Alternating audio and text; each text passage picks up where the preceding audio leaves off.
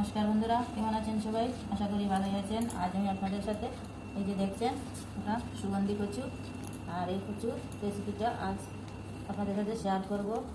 আমি এখন সুগন্ধি কচুটি কেটে নেব। আমি এটাকে দু টুকরো করব। এভাবে দুটো করে সুগন্ধি কচুর বুকটা ছাড়িয়ে নেব, তারপরে খোসাটা ছাড়িয়ে নেব।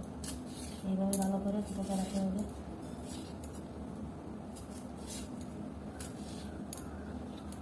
ছাড়িয়ে নেওয়া হয়েছে।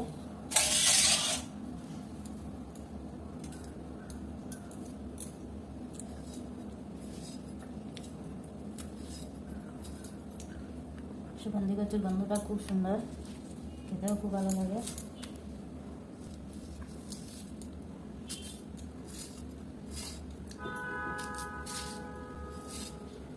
এই কচুর অনেক খোসা থাকে, বাড়ি বাড়ি খোসা, এইভাবে ভালো করে ছাড়াতে হয়।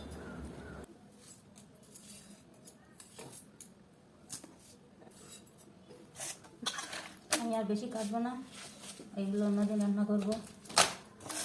আমার এগুলোতে হয়ে যাবে, কারণ আমরা দুজন খাবো, আমার ছেলেমেয়েরা খায় না।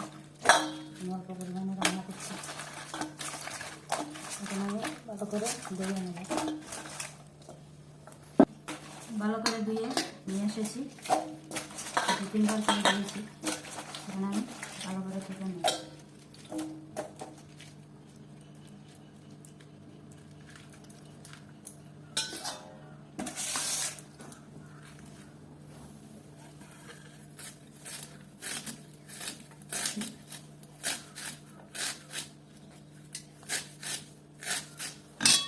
এই সুগন্ধি কচুটা এইভাবে ছোটো ছোটো করে কাটতে হয়। একদম ছোটো ছোটো করে কাটছি। রান্না করার পর একদম কমে যাবে, 2 চামচের মতো হয়ে যাবে।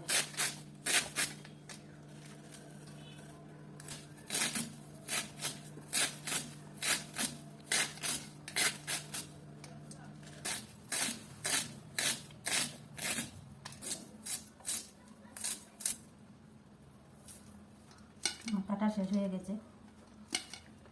এরকম ছোটো ছোটো করে কাটতে হয়। এই সুগন্ধি কচুটা প্রায় তুলের মতো, অনেক খোসা থাকে, ছাড়িয়েছি তবুও বোঝা যায় রয়ে গেছে। বন্ধুরা, আমি কড়াইটা আগে থেকে বসিয়ে দিচ্ছি। কড়াইটা গরম হয়ে গেছে, এখন আমি তেল দিয়ে দেব। তেলটা আমি বেশি দেব না, অল্প দেব। তোমরা চাইলে তেল একটু বেশিও দিতে পারো। এখন ফোড়নে দিয়ে দিচ্ছি আমি 5 ফোড়ন,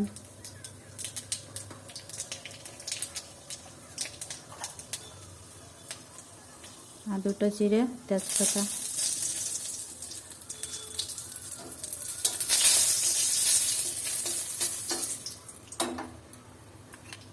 দিয়ে দিচ্ছি গ্রেট করা টমেটো,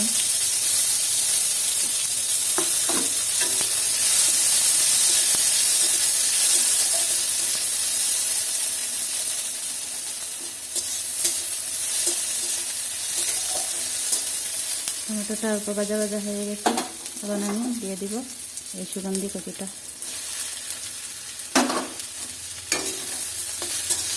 বন্ধুরা, এই রেসিপিটা আমি নিরামিষ করব। তোমরা চাইলে মাছ দিয়েও করতে পারো বা শুটকি মাছ দিয়েও করতে পারো। দিয়ে দিলাম 1/2 চামচ হলুদের গুঁড়ো আর স্বাদ মতো নুন।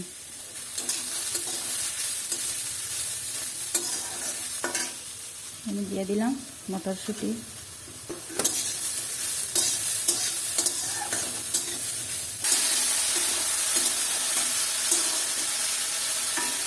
এখন আমি কিছুক্ষণ ঢেকে রাখবো। বন্ধুরা, এই রেসিপিটা আমি করব সর্ষে আর 2টো কাঁচা লঙ্কা দিয়ে আর 2-3 টুকরো আদা দিয়ে একটা মশলা তৈরি করব।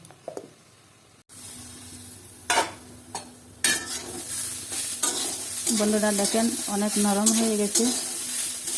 এখন আমি আরও কিছু সময় এভাবে নাড়াচাড়া করব, তারপরে মশলাটা দিয়ে দেব।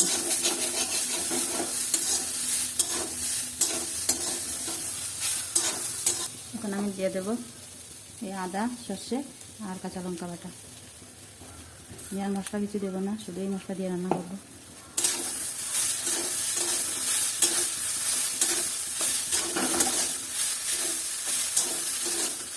মশলাটা একটু ভাজা ভাজা হয়ে গেলে আমি একটু বলতে আসবো, জল দিয়ে দেবো।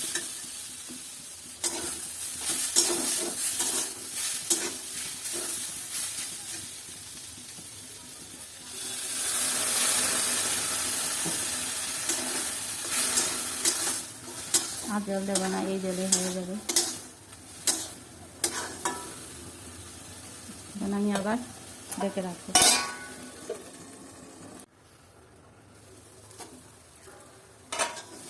জলটা শুকিয়ে গেছে, কি সুন্দর সিদ্ধ হয়ে গেছে। আমি তেলটা কম দিয়েছি, তাই কড়ার গায়ে অল্প লেগে গেছে। তোমরা তেল একটু বেশি দিতে পারো।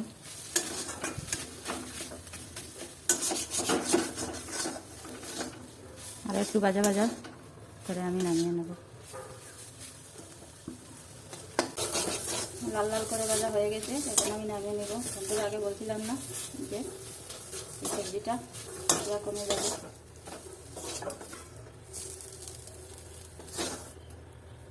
বন্ধুরা, এই রেসিপিটা ভালো লাগলে আমার চ্যানেলে সাবস্ক্রাইব করে আমার পাশে থাকবে। বন্ধুরা, এই রেসিপিটা এইভাবে বানিয়ে খাবেন, খেতে দারুণ লাগে। গরম ভাতের সাথে হোক বা রুটির সাথেও খুব ভালো লাগে। একবার অবশ্যই এইভাবে বানিয়ে খাবেন।